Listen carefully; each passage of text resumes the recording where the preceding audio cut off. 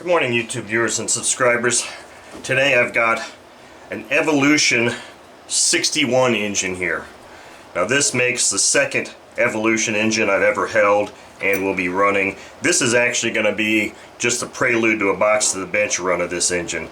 So I got this engine yesterday, and all I just did was take the exhaust off, and I just kind of wanted to look real quick inside this sleeve and just see how pristine looking this engine is. It's got excellent compression. Now the one thing I wanted to show you here is this run I'm going to do, the box to the bench run, I'm going to keep these training wheels on. Now let me zoom in here a little bit more so you can see what I'm saying when I say training wheels. This screw here is the idle adjustment screw, and as you can see, you can only adjust it so much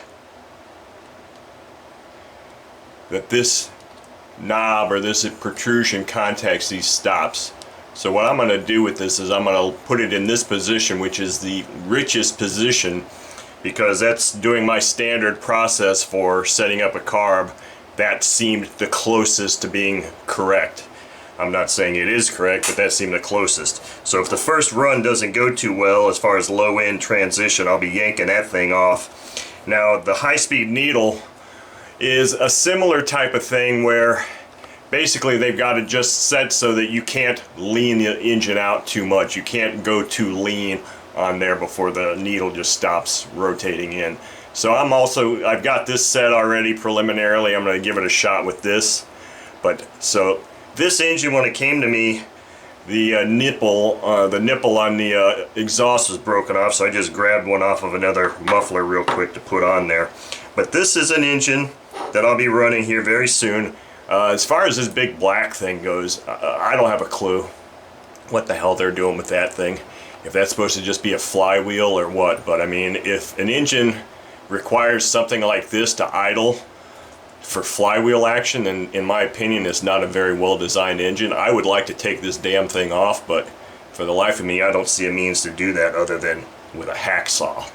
But anyway, stay tuned and you'll see this engine on the bench running here very soon.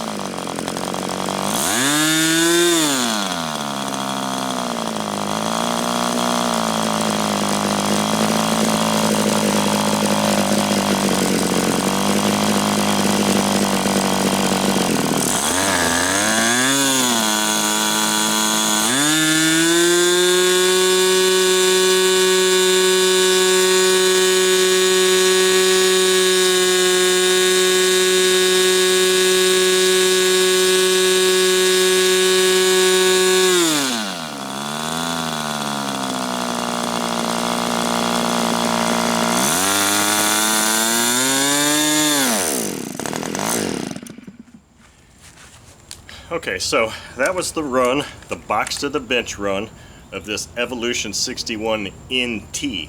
This is the first 61 that preceded the NX, the 61 NX. Now I'm not talking about the 60, this is a 61 NT. Now I don't really know a whole lot about Evolution engines. I've been trying to do some reading on them. The NX was replaced this, the NT, I don't know what year it was, but as you saw, I left the training wheels on this thing, and I had to lean the low speed out as much as I possibly could with the training wheels on, and it really wasn't enough. I couldn't lean it out enough so I could keep a long, reliable idle and a smooth transition. Now, so I mean, this engine ran.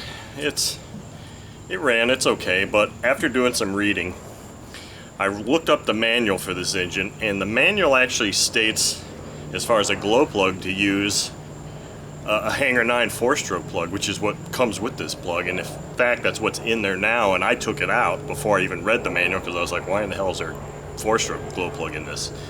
And in my quick look video, if you're adept, you'll notice that there wasn't this glow plug in there. It was a K&B plug I had already put in there because that's what I was going to run with it.